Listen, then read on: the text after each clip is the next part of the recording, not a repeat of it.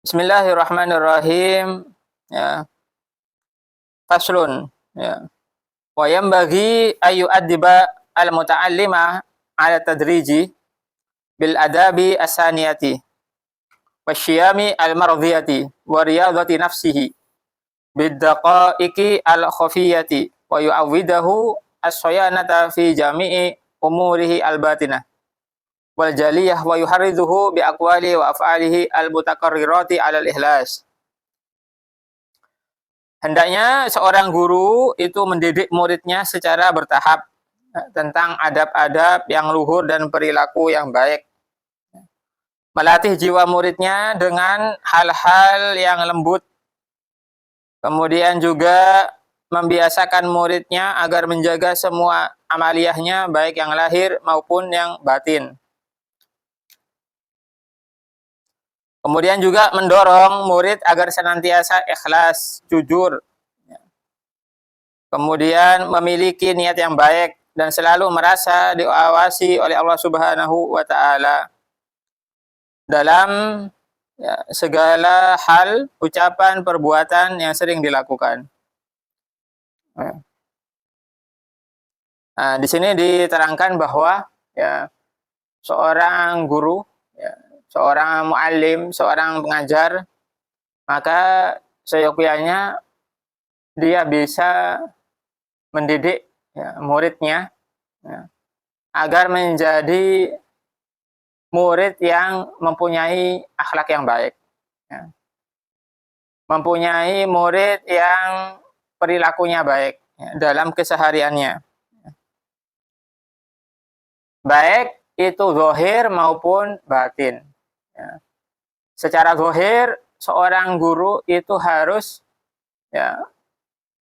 melihat dan mendidik bagaimana murid-muridnya ini menjadi orang yang berperilaku yang baik, jauh daripada hal-hal yang di luar atau menyimpang syariatnya Allah Subhanahu wa taala.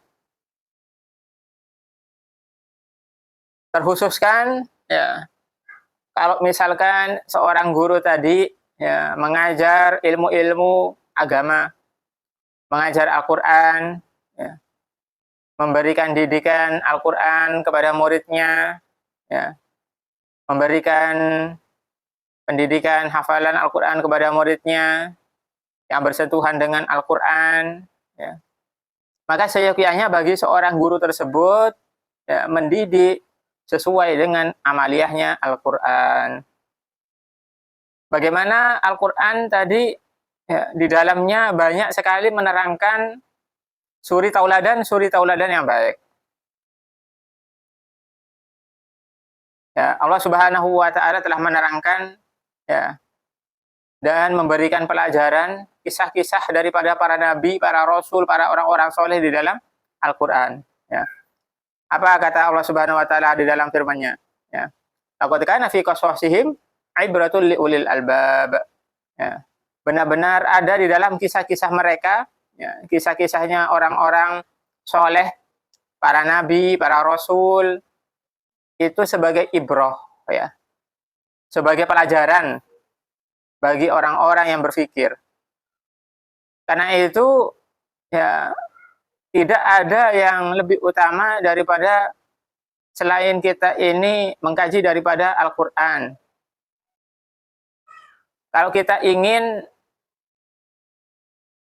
menjadi insan-insan yang mempunyai akhlak yang baik, maka pelajari Al-Quran, maka mengaji Al-Quran,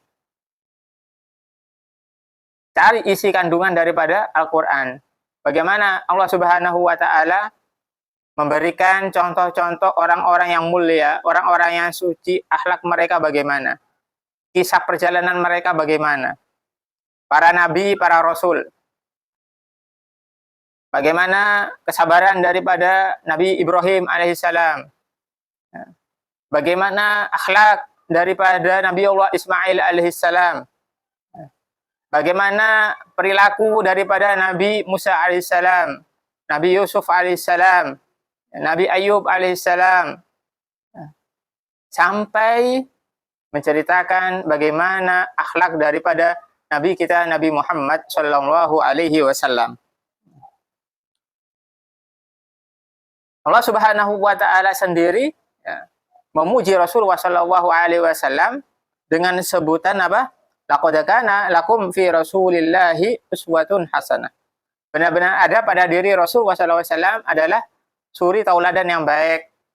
Ya, karena itu kalau ingin kita mempunyai akhlak yang baik, kita pelajari Al-Quran. Allah Subhanahu Wa Taala sudah memberikan cara atau memberikan gambaran atau memberikan cerminan, memberikan contoh kepada kita orang-orang yang perlu kita ikuti di dalam masalah akhlak, di dalam masalah keseharian, di dalam masalah kepribadian yang baik. Itu. Kemudian seorang guru juga bukan hanya melihat atau mendidik anaknya secara zahir saja.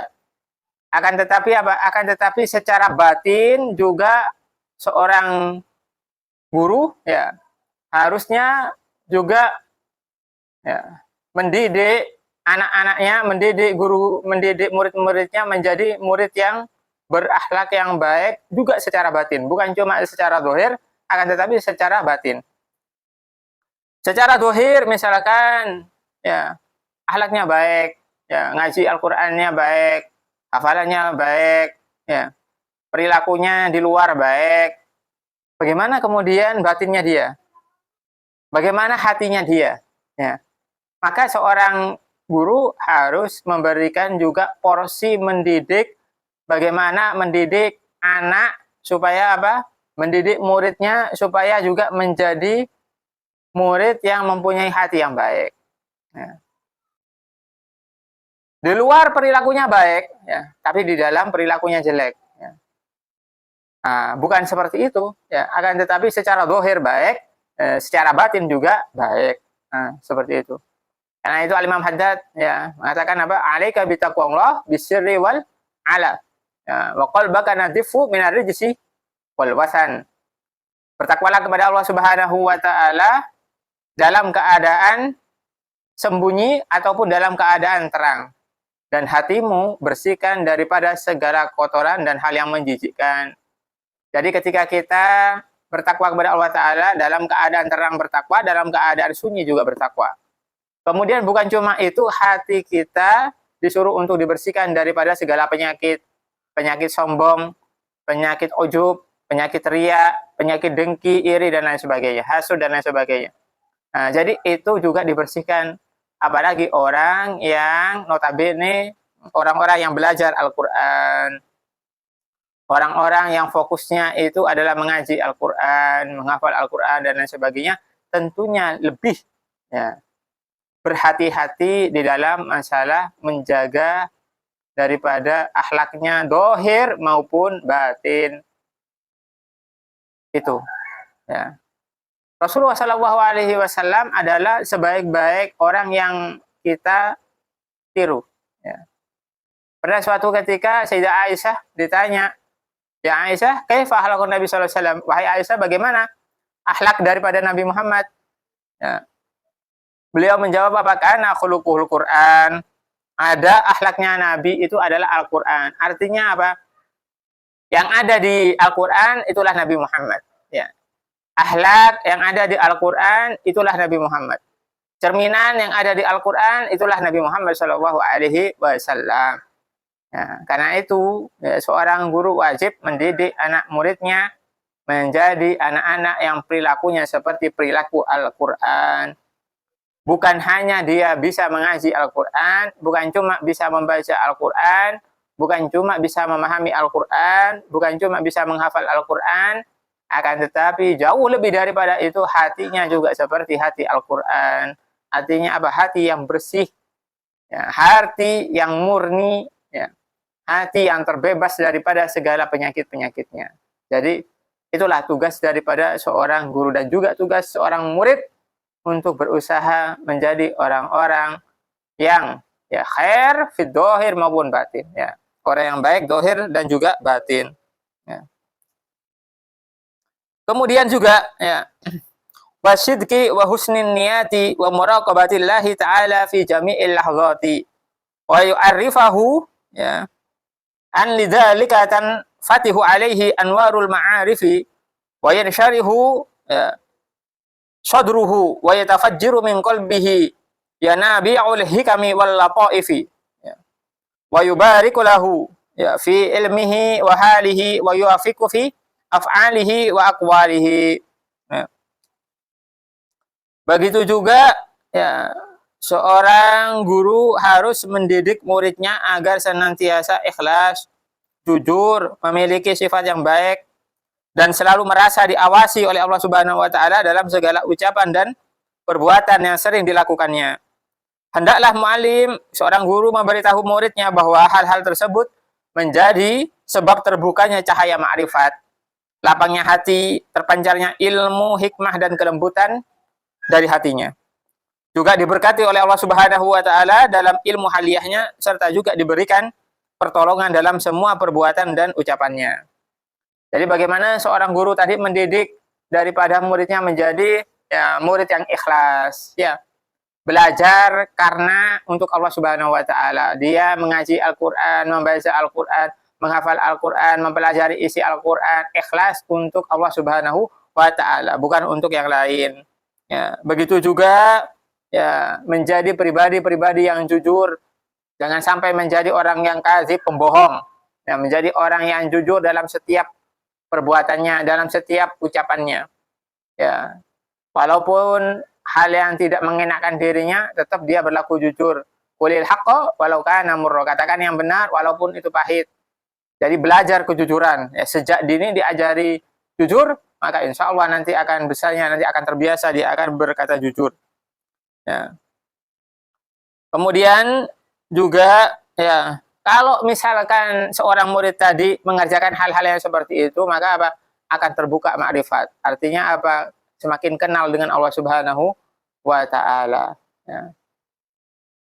Karena itu dikatakan apa? Dalam kalam tasawuf itu, man arafa nafsahu, arafa rabbahu. Ya.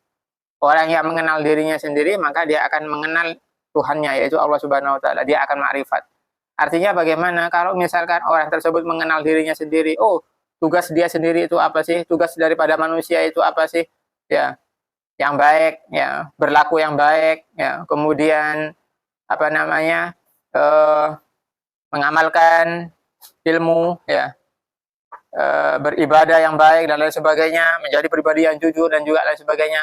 Maka insya Allah dia akan kenal dengan Allah Subhanahu wa Ta'ala, menjadi orang-orang yang ma'rifat. Ya. Kemudian juga apa? Hatinya dia akan lembut. Ya. Hatinya dia akan lembut. Ya. Orang yang tadi mengamalkan tadi, ya, jujur, benar, ya, hatinya dibersihkan, maka kelapangan hati yang dia terima. Ya. Apalagi kalau misalkan kesehariannya dia bersama Al-Quran, ya, maka Al-Quran ya, akan memberikan kelapangan buat dirinya. Ya, maka cahaya Allah Subhanahu wa Ta'ala akan masuk kepada dirinya dan akan diberkati oleh Allah Subhanahu wa Ta'ala dalam ilmu dan haliyahnya. Maksudnya dalam ilmu dan haliyahnya apa? Ilmu dan juga perilaku dalam kesehariannya.